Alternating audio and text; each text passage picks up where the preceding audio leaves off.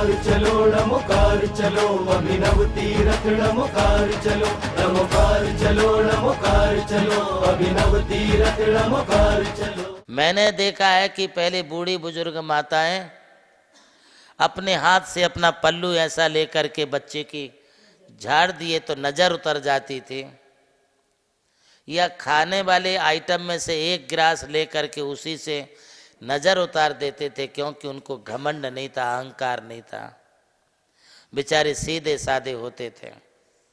आज भी जो सीधे साधे हैं, अहंकार से रहित हैं, उनकी तपस्या उनका भी कल्याण करती है, समाज का भी कल्याण करती है, लोक का भी कल्याण करती है। तप करने से, अहंकार करने से किया गया तप हमारा व्यर्थ चला जाता है। यह निश्चित है कि बिना तपस्या के किसी को तीर्थंकर प्रकृति का आश्रय, तीर्थंकर प्रकृति का बंध नहीं होगा। तपस्या करना जरूरी है, किंतु भाई साहब तीर्थंकर कितने होते हैं? 24। तो क्या ये 24 लोगों ने या 24 मुनियों ने ही सिर्फ 16 कण भावनाओं को भाया? अरे हजारों लाखों लोग 16 कण भावनाओं को भाते हैं, किंतु हजारों लाखों लोगों में से सिर्फ 24 आत्माओं के लिए ही तीर्थंकर प्रकृति का आश्रय होता है, क्योंकि वे आत्माएं अपने तप का कभी अहंकार नहीं करते, जंगलों में एकांत में रह करके अपना तप करते रहते हैं, और कठोर तप करने के बाद उनका तीर्थंकर प्रकृति का आश्रय बंद हो जाता है। और आप लोग जो हैं लाखों की संख्या में तप करते हैं, किंतु लाखों लोगों के लिए तो तीर्थंकर प्रकृति का बंद नहीं हुआ। क्यों नहीं हुआ ममता जी? क्योंकि उन्हें तपस्या का अहंकार आ गया। अरे मैंने 28 कर ली, अरे मैंने 10 उपवास कर लिए, अरे मैंने 16 उपवास कर लिए। तुमने कोई बहुत बड़ा किला नहीं तोड़ लिया है। आप बता किसके लिए रहे? और फिर ये उपवास करने के बाद, अरे मैंने उपवास किया है तो मेरा स्वागत होना चाहिए, मैंने उपवास किया है तो मेरा रथ निकलना चाहिए, मेरा उपवास हुआ है तो लोगों ने हमें बाय बाय करना चाहिए। उपवास किए तुमने 8 दिन के, 10 दिन के, और सम्मान करा रहा महीनों तक। जठे जा उठे, मैं तो 10 उपवास किया था भाई, 10 उपवास किया था भाई। अरे किसके लिए किया? उनको बताने के लिए कि अपने आत्म कल्याण के लिए। ध्यान रखो, ऐसी बिरली ही आत्माएं होती हैं। लाखों लोग उपवास तपास करने वाले हैं, किंतु 24 आत्माओं के लिए तीर्थंकर प्रकृति का आश्रय भरत क्षेत्र के लिए, ऐरावत क्षेत्र के लिए होता है। क्यों? क्योंकि उनको तपस्या में कोई घमंड नहीं, कोई अहंकार नहीं।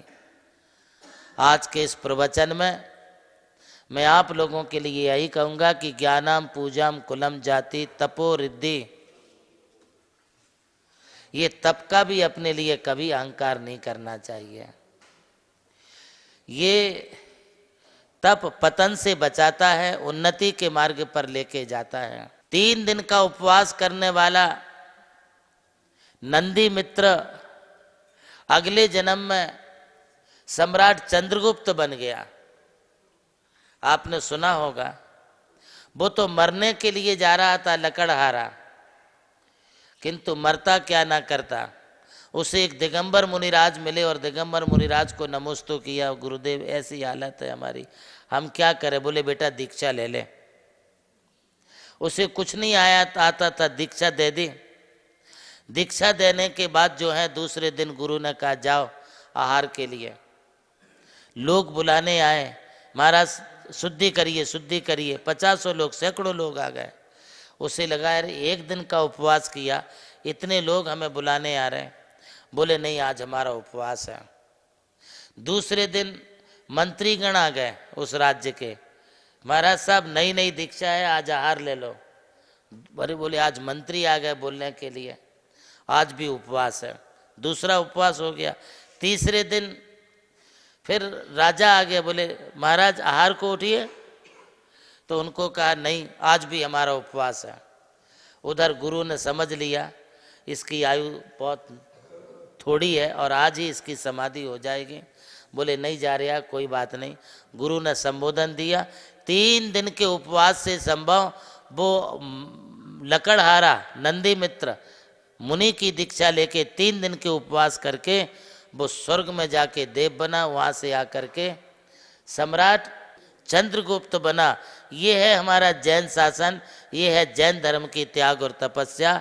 तप करके हमारे लिए कभी भी अपने अहंकार को, युगों को नहीं बनाना चाहिए। आप तप करते हुए आगे बढ़ें। इन्हीं चंद शब्दों के साथ आज का उद्बोधन। जय जिनेंद्र, मैं दर्पण मनोज कासलीवाल नासिक से 13/11/25 को हम दोनों की शादी यहाँ संपन्न हुई बड़े ही मंगलमय तरीके से। हमारा सौभाग्य था कि हमें नमोकार तीर्थ जैसा धार्मिक स्थल शादी के अवसर के लिए मिला और यहाँ के जो रूम्स है, जो सुख सुविधाएं है, वो सारी ही बहुत अच्छी है। और हमने हमारे वजह से जो हमारे शादी में श्रावक लोग आए उनको भी यहाँ दर्शन करके पुण्य प्राप्त करने का मौका मिला। और मैं सभी जैन बांधवों से कहना चाहूँगा कि बाहर रिसोर्ट वगैरह में जाने से अच्छा अगर जैन तीर्थ पर और नमोकार तीर्थ जैसे बड़े धर्मस्थल पर शादी करे तो अपने ही जैन समाज को एक सपोर्ट मिलेगा और उससे अपना ही कल्चर आगे बढ़ेगा। और मैं ये रिक्वेस्ट करना चाहता हूँ। और बाकी जो नमोकार तीर्थ है इधर वे जो सुख सुविधाएँ है वो एकदम बढ़िया है और उसी रीज़न से अपने दर्शन हो जाते और पुण्य कमाने का हमें एक बड़ा मौका मिलता है। जय जिनेंद्र, मेरा नाम वैशाली दर्पण कासलीवाल है।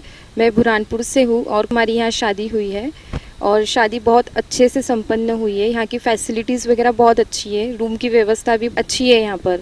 और ये मेरा सौभाग्य है कि मेरे नए जीवन की शुरुआत इतने अच्छे धर्मस्थल पर चांदवड़ में संपन्न हुई है।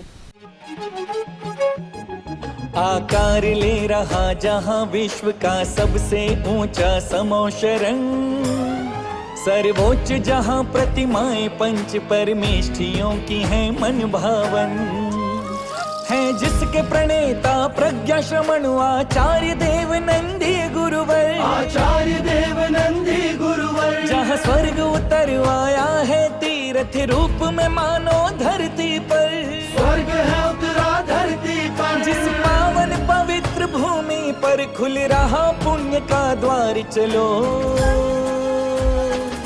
नमोकार चलो, नमोकार चलो, अभिनव तीरथ नमोकार चलो, नमोकार चलो, नमोकार चलो, अभिनव तीरथ नमोकार चलो।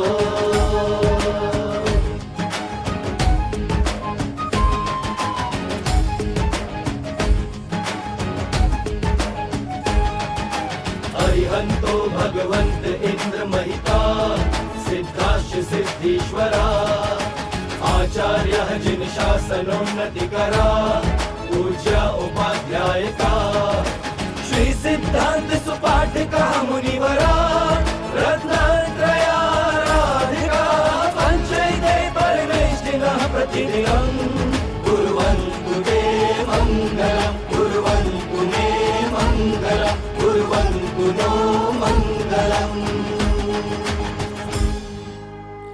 नमोकार चलो, नमोकार चलो, अभिनव तीरथ नमोकार चलो, नमोकार चलो, नमोकार चलो, अभिनव तीरथ नमोकार चलो।